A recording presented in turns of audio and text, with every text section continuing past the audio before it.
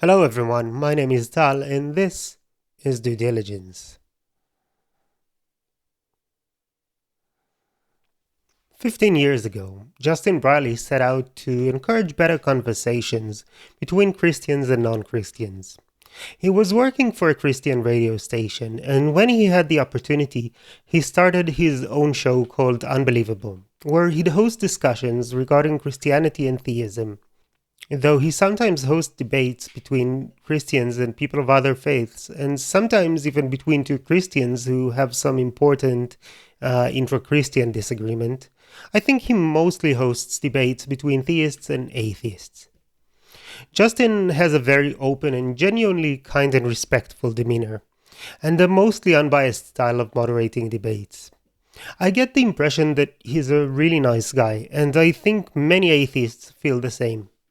He's pretty much universally recognized as one of the good guys. After 10 years of hosting the show and listening to interesting engagements on belief and God, he wrote a book about his experience titled Unbelievable, Why After 10 Years of Talking with Atheists I'm Still a Christian. And in this book he goes over the main reasons why he's not convinced, or actually of how he's still convinced. Why the atheists that he'd talked to over the years couldn't really convince him that he doesn't have good reasons for being convinced that God exists. When I found out about this book, I thought that this is probably going to be a great opportunity to get some of the best theistic responses to the atheistic arguments that I'm already familiar with, presented in a way that isn't too academic, because I'm not that way inclined. So I went ahead and bought the book, in audio form of course, because I have reading issues, but mainly because, let's be honest, Justin's voice and accent can make anything more enjoyable. I listened to it twice. What can I say? It's a nice book. I know the title of this video says that I bought it so you don't have to, but I actually think you might still want to. It's a really nice listen or read, but there was nothing really new in there. It's well written, and I can see how it might convince some people, but Justin just seems to shy away from the difficult issues and the more serious responses to the reasons that he gives. Frankly, for the most part, his points kinda just felt like one ongoing fallacious appeal to emotion. Very convincingly communicated, but very poorly substantiated. While I was listening, I found myself talking back to my phone in frustration. I had so much to say about the points and ideas that he raises that I figured I might as well share it all with you. I decided to make it into a series of videos responding to the individual episodes, with this video being a sort of an overview. Really, the TLDR here is that it's a wonderfully written appeal to emotion. If you want to get a taste of the book, I'll put a link in the description to a talk that Justin gave at a conference at about the same time that the book was released, where he presents his 3 main points for theism. As is often the case, a quick look at the final episode might offer some insight into how Justin approaches faith, apologetics, skepticism, and this book. This insight, I believe, would help frame Justin's points in a way that is much more intelligible. Our search, then, is not merely to ascertain the correct facts about God's existence and whether Jesus rose from the dead. We're all searching for the answer that unlocks the riddle of life and how it's to be lived. Journeying in Christian faith is about coming to see the whole of this life through the story of his life. It is a story that speaks to our emotions and makes sense of our soul. Yeah, but what if there is no answer that unlocks the riddle of life and how it is to be lived? Justin's search begins with his intuition that such an answer does in fact exist. Unfortunately, he doesn't seem to worry too much about whether or not this intuition is tethered to reality. He just treats this intuition as a fact that needs to be explained. He's looking for a story that speaks to his emotions above all else. Something feels rather circular about this approach, doesn't it? And the same sentiment is also very present in his take on apologetics. I prefer to see apologetics as a way of removing barriers to belief. If we imagine a road which a person needs to walk down in order to arrive at the goal of trusting in Jesus Christ, there may be numerous roadblocks in the way. The type of roadblocks will vary from person to person. However, with persuasive arguments, we may be able to remove these obstacles one by one. If we can show that none of those objections need constitute an insurmountable obstacle, then the road may be clear enough for the person to walk towards faith in Christ. But here's the catch. They still have to be willing to walk down the road. No argument will force them to do that. Right, no argument will force anyone to do anything, but as Cameron Bertuzzi puts it, it's arguments that give us genuine reason to change or update our beliefs. To me, it sounds like those sorts of convincing arguments are the exact thing that the Bible refers to when talking about giving the reason for the hope that the Christian has. It sounds like that is the very core of apologetics. Like the primary endeavor should be to present arguments that convince us that the road toward faith in Christ is the one we should be walking down. I think that thinking of the obstacles along the way only makes sense after the destination has been clearly marked. Now, let's play the beginning of this segment again. I prefer to see apologetics as a way of removing barriers to belief. For Justin, belief, not truth, is the desired outcome. Evidence that contradicts this belief isn't so much reason to rethink the belief itself as it is an obstacle that should be done away with, and this is the role of apologetics. It's not to give reasons to come to faith, it's to remove reasons to get away from it.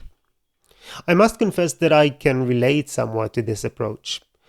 I want to know the truth, but I also kind of want the truth to be the things that I already know. If someone tries to convince me that I'm wrong about something, I usually try to find reasons why I shouldn't be convinced. I am somewhat emotionally attached to my ideas, even if I try not to be. And I also believe that I reach those ideas after careful consideration, so I have a strong tendency to believe myself. And I think it's a universally human tendency, and I really respect the honesty here. However, there is a significant difference. It's a matter of degree, but also of attitude. I guess if someone convinces me that there's a 50% chance that I'm wrong, that might not make me change my mind. But if I were convinced that it's actually more likely that I'm wrong, then I would change my mind. In contrast, Justin believes that if we can show that none of those objections need constitute an insurmountable obstacle, then the road may be clear enough for the person to walk towards faith in Christ. Justin just needs an obstacle not to be insurmountable for it not to be an obstacle at all. He'll only change his mind, it would seem, if he were completely convinced that his current belief can't be true. He could think, for example, that a good God is completely at odds with the suffering in this world, and I'm not saying that he does, but even if he did, he'd still not lose faith in this good God, because there is a chance that he is wrong about this. The obstacle might be very significant, but it's not insurmountable. Honestly, I don't even think any obstacle could be insurmountable, especially not to a supposedly omnipotent, omniscient God. I think that when you say that for you to change your mind, you need to be presented with an obstacle that is insurmountable, you're basically making your faith unfalsifiable. And that seems like the most honest answer to the question of why after 10 years of talking to atheists, he is still a Christian. But he did put in the effort. He did give reasons. He gave reasons for why faith in Christ should be our chosen destination, and he gave reasons that try to remove some of those obstacles along the way. I want to address those reasons, and I will do so episode by episode over the next videos in this series. In the first 3 videos, I'll be responding to episodes 2 through 4. These episodes cover the same points that he talks about in that talk that he gave that I mentioned before. These 3 episodes are not so much about reasons for believing Christianity as they are about reasons for believing in God in general. In each of these episodes, Justin attempts to point at an observation about reality and then claim that God makes the best sense of that observation. Personally, I don't find his reasoning convincing in any of these, but in 2 of these 3 episodes, my problem runs even deeper. The observations that he points to are really not observations at all. Chapter 2. God makes sense of human existence. In episode 2, Justin brings up the claim that God makes sense of human existence. If you've seen his talk, you'll know that what he actually means isn't really human existence, but rather something like existence as we know it. There is a lot of intelligent design and fine-tuning talk in this episode, as well as first cause arguments. It includes less outright appeal to emotion, but nonetheless a lot of unfounded assertions. More than anything, Justin just seems to reject unproven ideas that conflict with his belief and accept similarly unproven ideas that accord with it. For example, when discussing how different things about our universe are very finely tuned in a way that allows for our existence, he rules out the option of necessity, that maybe it just had to be this way, because there's nothing that proves this necessity. But then he accepts the option of a creator, even though this creator is just as unevidenced. Chapter 3. God makes sense of human value. In episode 3, Justin talks about how God makes sense of human value. Again, if you watch this talk, then you'll know that what he actually says is that humans' inclination to give more moral consideration to humans and the intuition that morality is objective are based in the inherent value that humans are imbued with, and that this inherent value is best explained by God. He completely misses the fact that his explanation doesn't actually require any real inherent value. It works just as well with nothing more than a sense of human value. And this is one of the episodes where the observation that Justin presents isn't really an observation at all. Human value isn't a phenomenon that he can point to. Instead, he concludes it from his observation that humans give other humans special moral consideration by connecting the dots in very, very specific ways.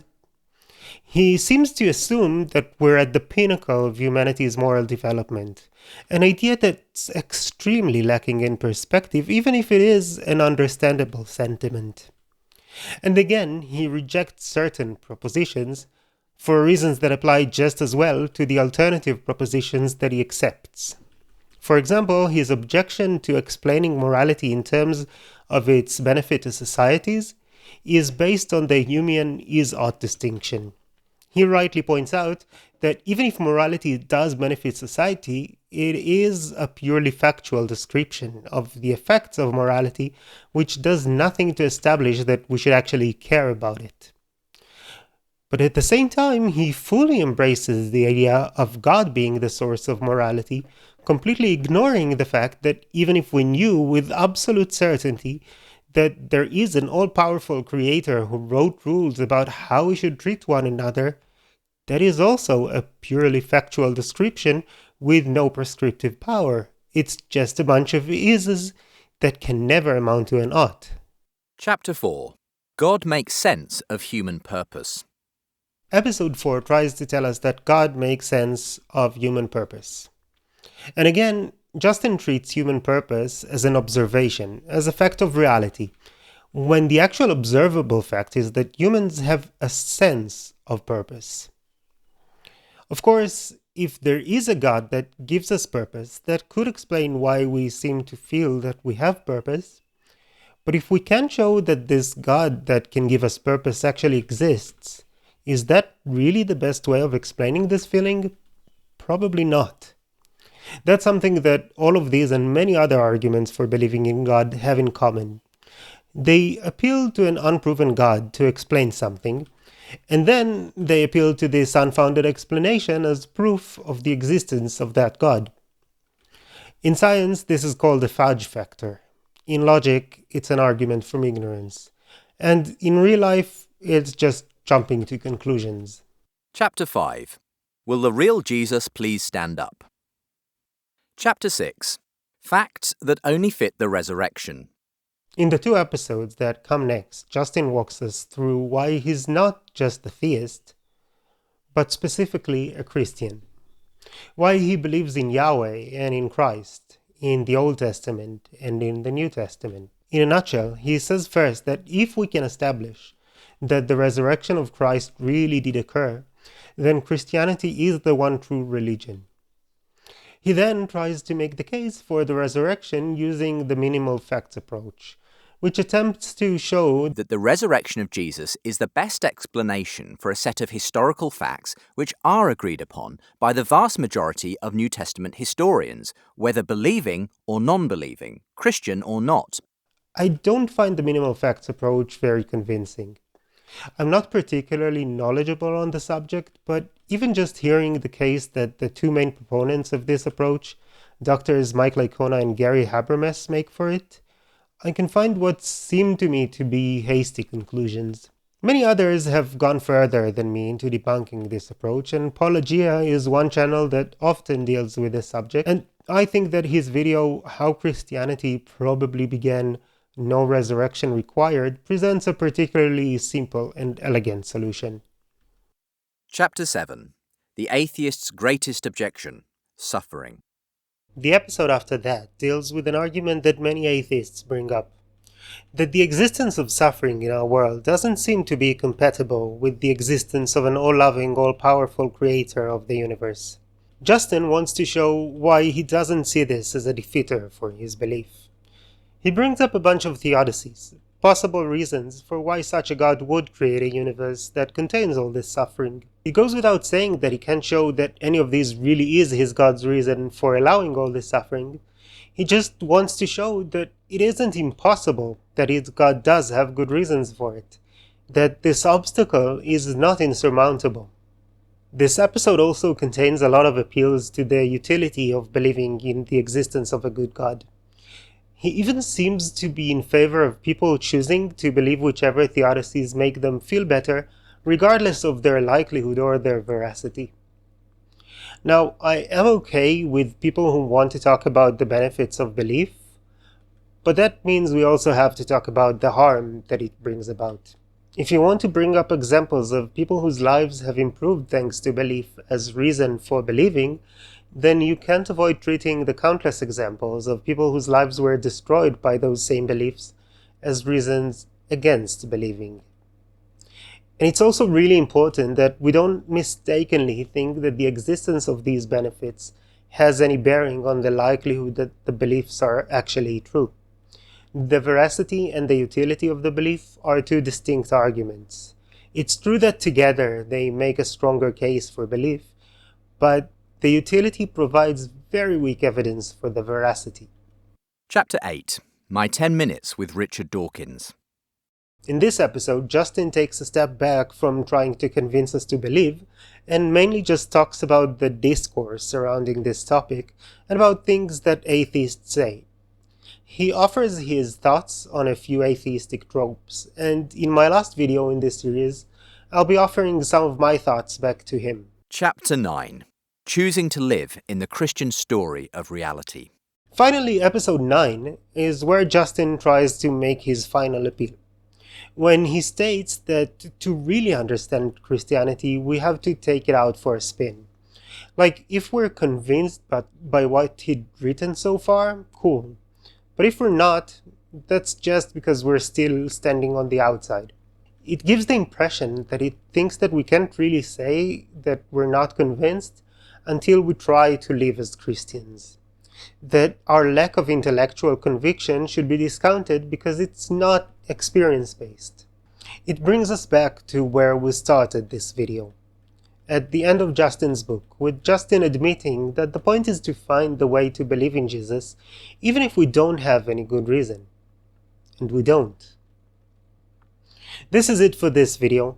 I hope you'll be back for the next installments in this series, where we take a deeper dive into Justin's points. Make sure that you're subscribed and have clicked the notification bell, so you'll be notified when the next videos come out. If you watch this sometime in the future and more videos in this series are already available, then you'll find a link to a playlist containing all of them in the end screen. And if not, then you'll find links to other videos that I made that you might also find interesting, And I'd really appreciate it if you click through and watch some more. As always, I'm looking forward to reading your comments down below. A light tap on that like button goes a long way, and if you share this with your friends and family, that would be extra super duper cool of you. Thank you all very much for watching. And remember, our world is complex, but it doesn't have to be complicated. Have a good one.